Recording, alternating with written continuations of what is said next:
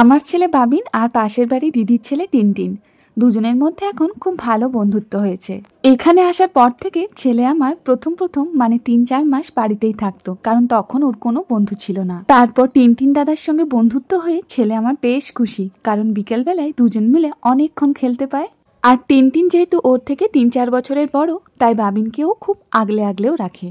এবার আজ বিকেলে খেলতে গিয়ে টিনটিনের থেকে ও শুনে এসেছে টিনটিন নাকি আজ স্কুলে স্যান্ডউইচ নিয়ে গিয়েছিল।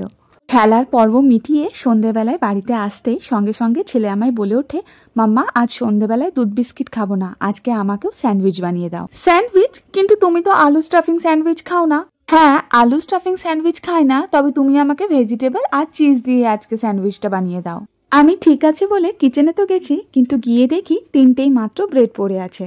তাই ওই ব্রেডগুলো দিয়ে ওকে বানিয়ে দিলাম চিজ স্যান্ডউইচ, আর ভেতরে দিয়েছিলাম টমেটো আর ক্যাপসিকামের স্টাফিং।